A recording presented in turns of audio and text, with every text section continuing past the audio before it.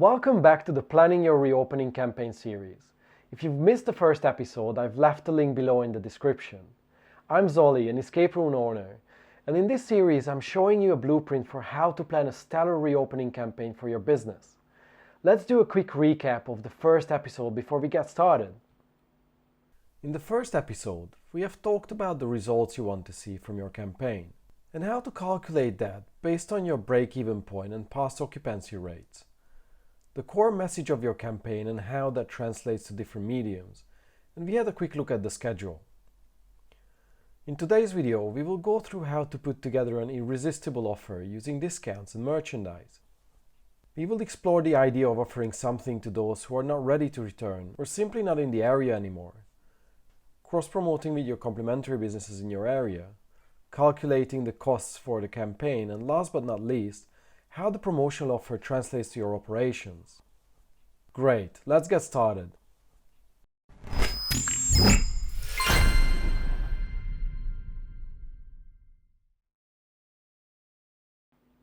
Before we go into the specifics of what the offer should be, let's explore a bit why you need to sweeten the deal with the promotional offer. Now that we are coming out of lockdown, thousands of businesses will reopen all at once. Customers were bombarded with "buy my thing to help me" messages throughout the whole pandemic. Understandably, businesses had to survive somehow, but this will be on a whole different scale now, so you have to stand out. Finding a relatable message that is focusing on what the customer gets out of coming to you is a great start, but you will have to take this to the next level, attaching an irresistible deal to the message. This probably means some discount, but don't think about doing crazy discounts. A lot of the households are sitting on a huge amount of savings that they're ready to spend when they can finally get out of the house. And after being deprived of personal contact with their loved ones, I'll assure you that memorable and shared experiences will be on the top of their shopping list. Sure, a bit of discount can sweeten the deal, but why would you hurt your coming out of lockdown revenue too much if you don't have to? Your promotional offer should consist of 4 elements: a discount, some sort of memorabilia that they can take with themselves after their visit, a cross-promotion with a complementary local business, and something that is offered to people who can't visit. Let's talk about discounts first. I do recommend giving a discount, but you should do this strategically. Instead of throwing large discounts at your audience, you should do a phase approach with 3 phases. Let me explain what I mean by that. You should have 3 tiers. When you launch your Now You Can Book campaign, you should attach a larger discount to that, something around 20%. But this should also come with a short time limit, like you get 20% off if you book in the next 72 hours.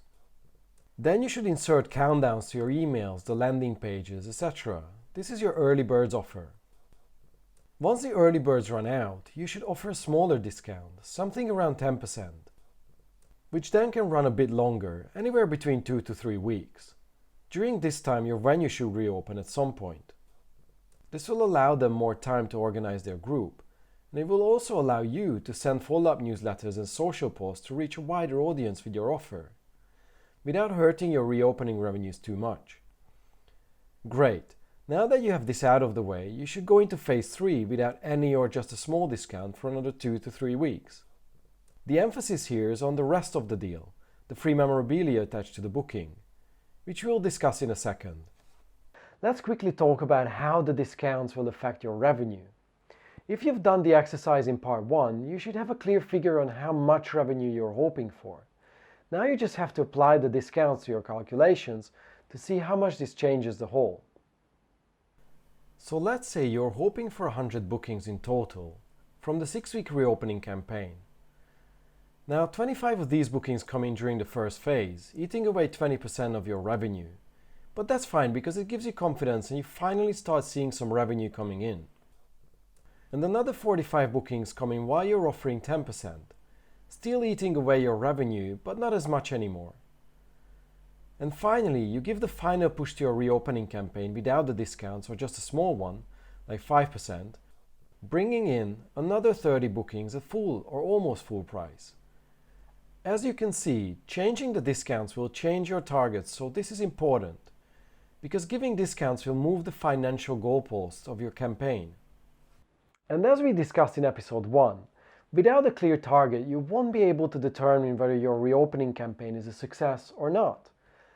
Now let's move on to memorabilia. I bet you have heard someone say this before. I remember exactly where I was that day. And that is exactly what you're going for too. You want their visit to be an experience they will remember for years to come. And remember your brand for helping them to create that shared memory. So let's insert this in our calculations. You need the average booking size. In an escape room, for example, this number is usually around 4 people. But you can always look at your past data to figure out a more accurate number. Then you have to figure out whether you're going to give this to every person in the group or just one per group, and try to upsell. And finally, the cost per item. Remember that this is inclusive of VAT, so it will reduce your payable VAT. If you're using my templates, which you can buy following the link in the description, then the spreadsheet will automatically calculate all of this for you. Great. Now you know how much your promotional offer will set back your initial revenue calculations. So you're heading into this campaign with a much clearer picture of what to expect financially. Before we talk about cross-promoting with complementary businesses in your area, let's quickly talk about the people who can't or won't visit you. You should offer them something as well. Just because they moved away from your area or simply not ready to return just yet, doesn't mean that you should offer them something too. You have probably made it so far somehow, selling online escape rooms, board games, cookbooks, or virtual experiences. And there's no reason why you shouldn't make a quick mention of this in your early communications. The next step to further layer your amazing, irresistible offer is to find complementary businesses in your area that you can team up with. You might be wondering whom to reach out to. First and foremost, you want to find businesses that are no further from your location than a 20-minute walk. The sweet spot is somewhere between 10 to 15 minutes.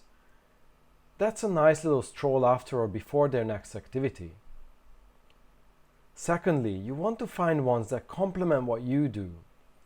Basically, you are trying to pair up a more passive activity with an active experience that gives a topic to talk about. Make sure that the partners you find offer great quality. Since you are recommending them to your customers, it can reflect badly on you if they have a bad experience there.